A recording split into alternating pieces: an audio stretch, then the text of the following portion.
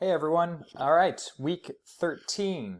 You've now completed 2 weeks of this all online thing, and I really hope you're doing well. I hope that everything is safe and sound wherever you are, and that you're comfortable and that you're healthy. Because I'm concerned. And I wanted to start this video just by saying, first of all, that if you have any concerns or if you're going through stuff that's making this whole process difficult, please contact me and let me know.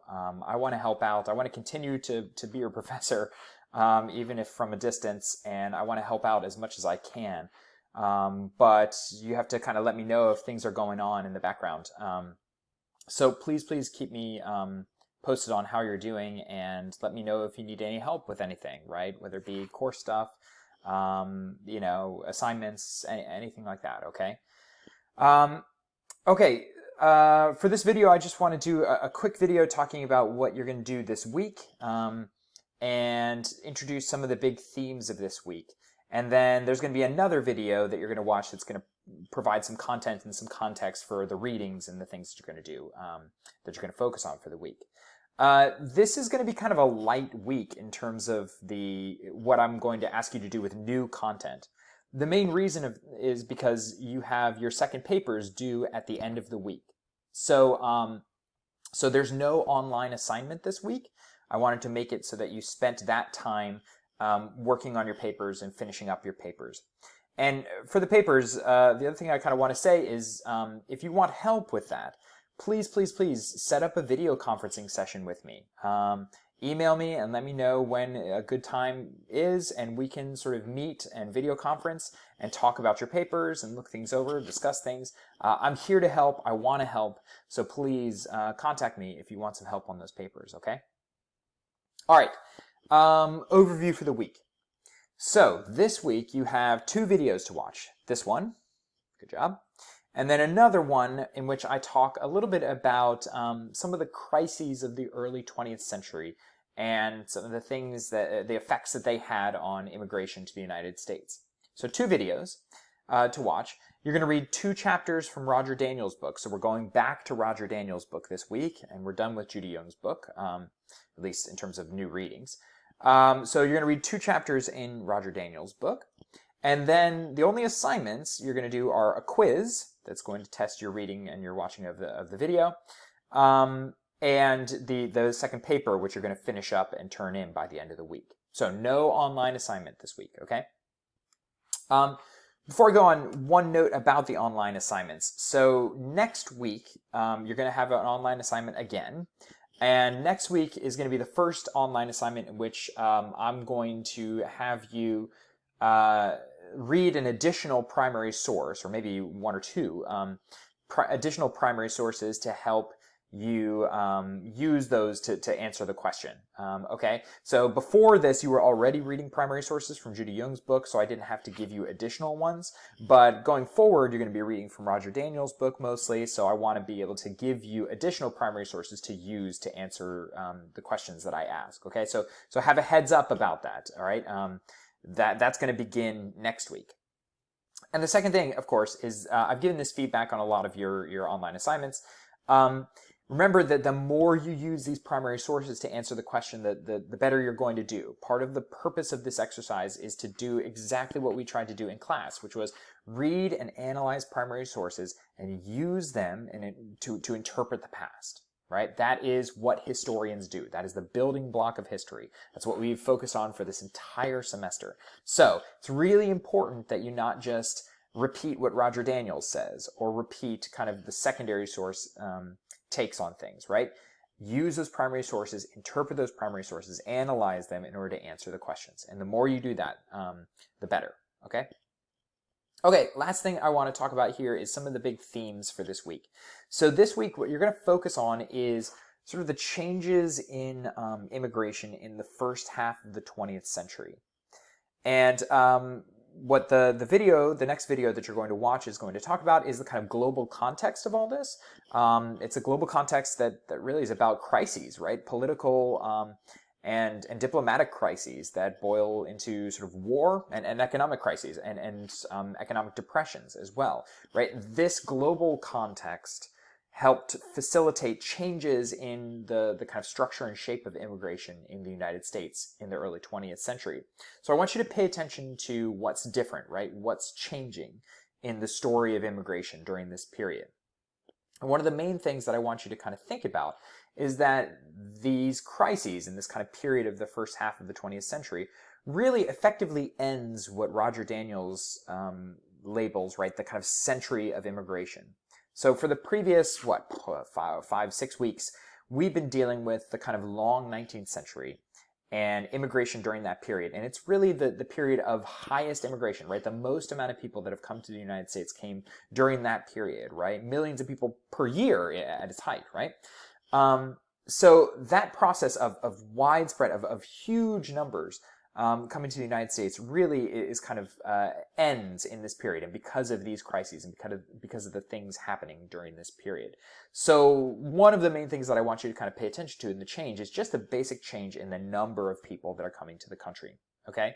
And that has a lot to do with the story of restrictions that we have been discussing for the past few weeks, starting with the Chinese Exclusion Act, the first major piece of legislation that restricts who is allowed to come into the country, not just who's allowed to become a citizen, right? Who's allowed to enter the country. And then really manifests itself in even more detail in the 1917 Immigration Act and the 1924 Immigration Act, which sets up a system that allows certain amounts of people from certain places to come into the country, right? And restricts that number in sort of formal ways. So this is the period of essentially of immigration restriction, right? Which sort of ends that period of huge numbers of immigration, right? The other big theme to kind of pay attention to is how these crises and this period of restriction change the nature of immigration, right? And so the big thing that I want you to focus on and sort of see is how immigration to the United States starts to tilt in the direction of the New World. And really that will continue on throughout the rest of the 20th century and into the 21st century.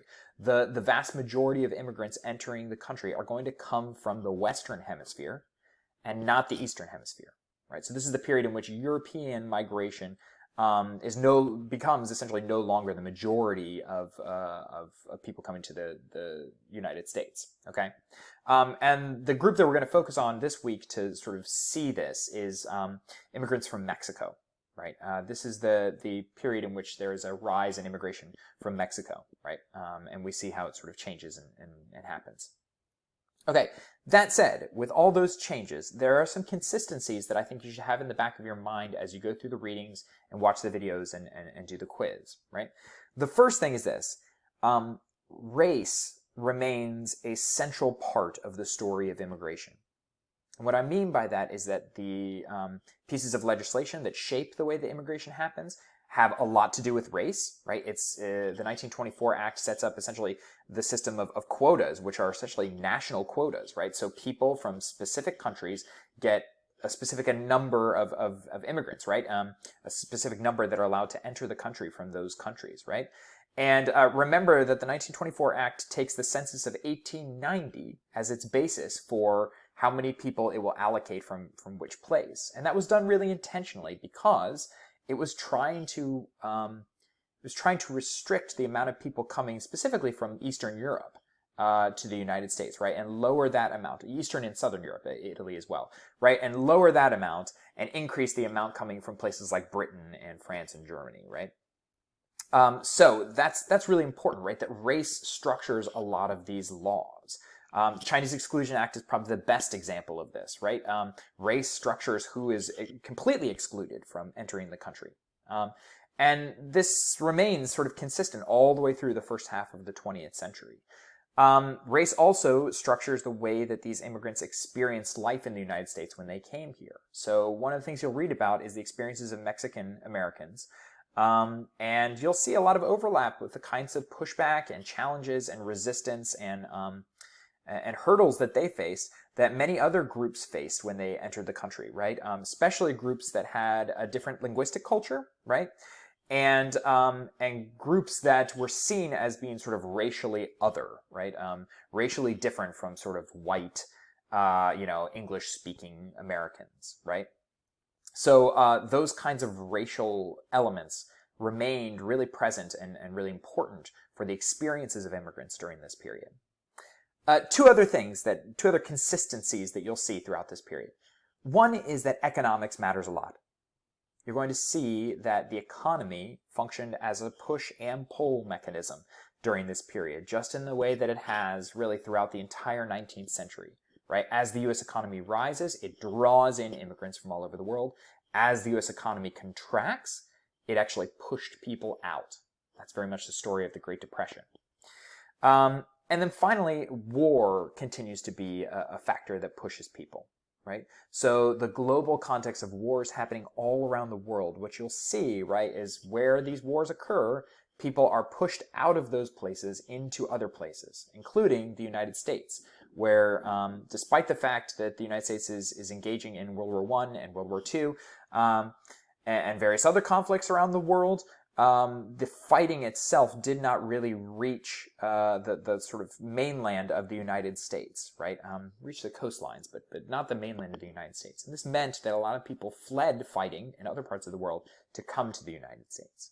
So all of those things I want to kind of put on your radar as you go through these materials. If you have questions, if you need help, contact me. I'm around. I'm so willing to help. Okay? I hope you are well. I hope you're doing okay. And I'll talk to you next week.